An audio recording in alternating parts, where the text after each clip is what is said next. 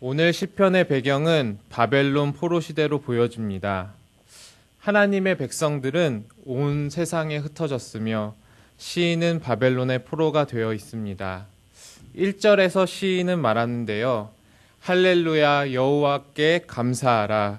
그는 선하시며 그 인자하심이 영원함이로다. 포로로 잡혀있는 이스라엘 공동체에게 하나님을 찬양할 것을 권고하고 있습니다. 그리고 2절에서 누가 하나님을 찬양할 수 있는지에 대해서 도전합니다. 누가 능히 여호와의 권능을 다 말하며 주께서 받으실 찬양을 다 선포하랴. 이는 이제 반어법인데요. 과연 누가 감히 하나님의 권능을 다 말할 수 있으며 하나님께서 받으실 찬양을 할 수 있겠는가 말하는 것입니다. 3절은 그에 대한 대답입니다. 정의를 지키고 공의를 행하는 자들, 하나님과의 언약의 의무를 다한 이들이 찬양을 할 수 있다 말을 합니다. 며칠간 저는 이 시편 106편을 묵상하면서 다음과 같은 단어가 떠올랐습니다. 지독한 반성문. 6절에서부터 시작된 역사의 되돌아봄은 애굽의 포로 시대부터 그리고 광야 시대, 그리고 사사 시대, 그리고 바벨론 포로 시기까지 이어집니다. 시인은 단순히 과거의 역사와 조상들을 역사책에서 불러와서 이야기하는 것이 아니라 이것이 자신의 이야기임을 말합니다. 반성문이 저지른 것들에 대한 반성이고 그리고 또 자신의 그 다른 상대를 향한 긍휼을 바라는 것이듯 이 같은 역사적인 회고는 단순한 정보 전달이 아닌 그 역사 속에서 메시지를 찾고 그 메시지를 전달하는 데 있습니다. 시인은 조상들의 죄를 자신과 그리고 공동체의 죄와 동일시합니다. 오늘 우리의 피부에 느껴지는 죄의 열매가 어디서 왔는지 아는 것은 매우 중요합니다. 세대를 거쳐도 사람의 죄된 본성은 변하지 않습니다. 수많은 세대를 거치면서 문명은 발전했는지 모르지만 그런 사람들의 죄된 본성은 변하지도 않고 그리고 깊게 뿌리를 내리고 있습니다.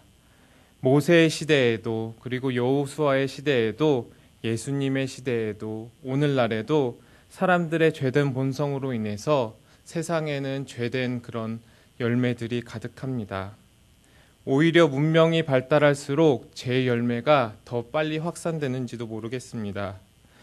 모세도 예외가 아니었습니다. 우리 32절에서 33절을 읽도록 하겠습니다. 그들이 또 무리바 물에서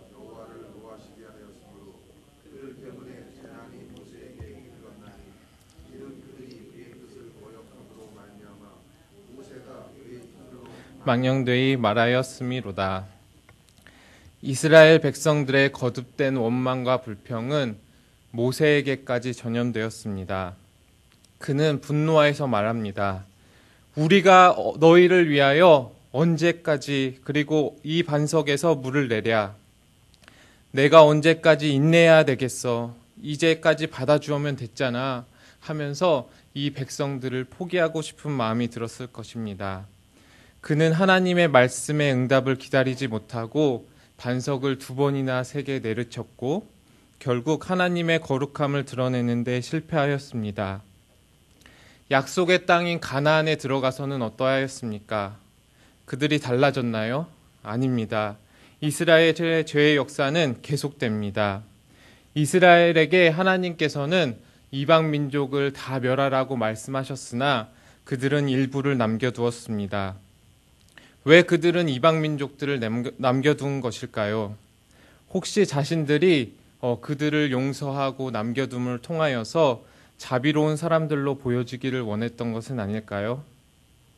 1949년 제네바에서 맺어진 포로 협약에서는 포로는 항상 인도적으로 대우해야 하고 포로에 대한 보복은 금지되며 음식과 의료를 무료로 제공해야 한다고 하고 있습니다. 현대 사회에서 전쟁 포로라고 해서 함부로 대했다가는 국제사회에서 인권 유린으로 비난받을 일입니다. 그런데 하나님께서는 이스라엘에게 모든 그런 포로들을 포함해서 모든 것을 진멸하라 말씀하셨습니다.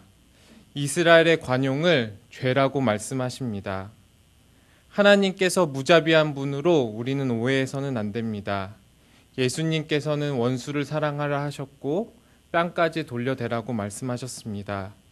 우리는 시대적 문화적 배경 속에서 본문을 읽어야 합니다. 다만 하나님께서는 그 시대의 이스라엘 백성들에게 그렇게 말씀하셨고 그것을 어긴다면 죄라고 분명히 말씀하셨습니다. 43절은 말합니다. 그들은 교묘하게 거역하며, 교묘하게 거역한다는 것은 표준 세번역 성경으로 따르면 자기 생각대로 거역한다는 것으로 말합니다. 우리는 때로 옳은 일이라는 명분으로 그리고 선한 일이라는 포장으로 하나님의 뜻을 거역할 수 있습니다. 우리가 살면서 기도하지 않으면서 결정하는 일이 얼마나 많습니까? 옳은 일과 선한 일은 기독교 신앙의 출발점이 아닙니다. 스탠리 하우워즈는 죄는 하나님과 음정을 맞추지 않고 노래하는 것이라고 말을 했습니다. 아무리 좋은 목소리로 열창하여도 내 멋대로 노래하는 것은 하나님이 들으시기에 불협화음이고 그리고 소음이라는 것입니다. 우리는 어떤 선한 일을 결정하기 이전에, 고민하기 이전에 하나님이 뜻이 무엇인지 기도해야 합니다.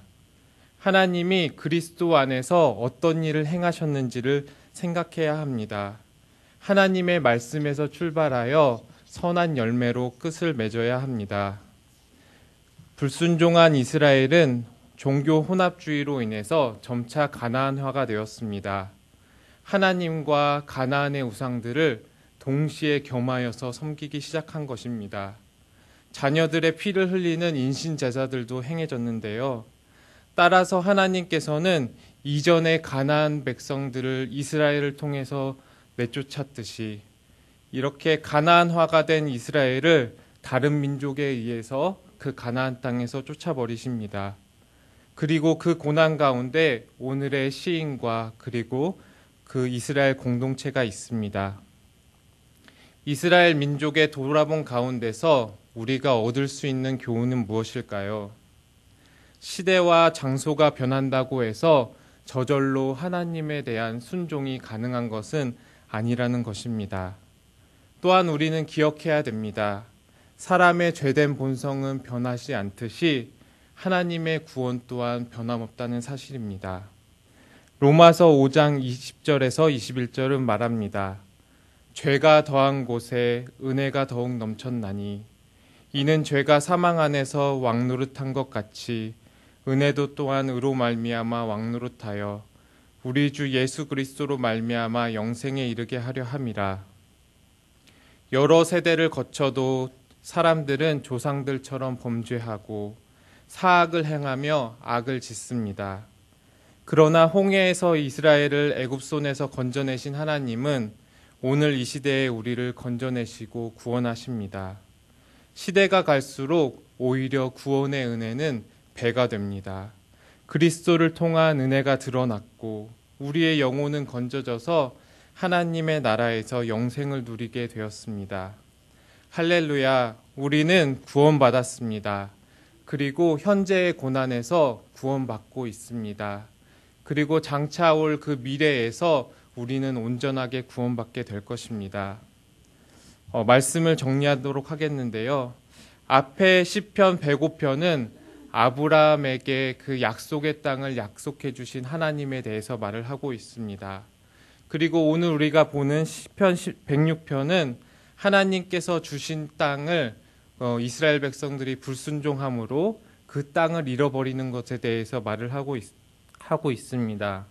그리고 뒤에 나오는 106편은 자신의 언약을 기억하시고 그 흩어진 이스라엘 백성들을 동서남북에서 한 곳으로 모으시는 하나님을 노래하고 있습니다. 오늘 시인이 말하는 우리를 한 곳에 모아주십시오. 흩어진 우리 모든 백성들이 한 곳에 제발 모아주십시오라는 이 시인의 청원은 이루어진 것입니다. 역사 가운데 이스라엘의 민족을 각 나라에서 모으신 하나님은 오늘날 우리 모든 그리스도인들을 그리스도 안에서 하나의 교회로 부르셨습니다. 그리고 그분의 거룩하신 이름을 찬양하고 그리고 하나님의 은혜에 감사하도록 하였습니다. 사랑하는 성도 여러분, 하나님의 선하시고 인자하심이 영원하다는 것을 믿으신다면 그분을 찬양하십시오. 2절에서 우리가 보았던 과연 누가 감히 하나님의 권능을 다 말할 수 있으며 하나님께서 받으실 찬양을 하겠는가? 라는 그 대답은 바로 하나님의 은혜로 구원받아 하나님의 공동체 안에서 말씀으로 살아가는 우리들입니다. 진정으로 하나님을 찬양할 수 있는 자는 구원받은 우리들입니다.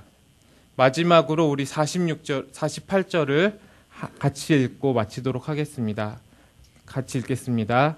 여호와여 이스라엘의 하나님을 영원부터 영원까지 찬양할지어다. 모든 백성들아 아멘할지어다. 할렐루야. 아멘. 그렇게 될 것을 믿습니다. 내 악보가 아니라 하나님의 음정에 맞추어 아름다운 노래를 부르시는 우리 예수양남 성도님들이 되시기를 예수님의 이름으로 축원하겠습니다. 함께 기도하도록 하겠습니다. 하나님 아버지 감사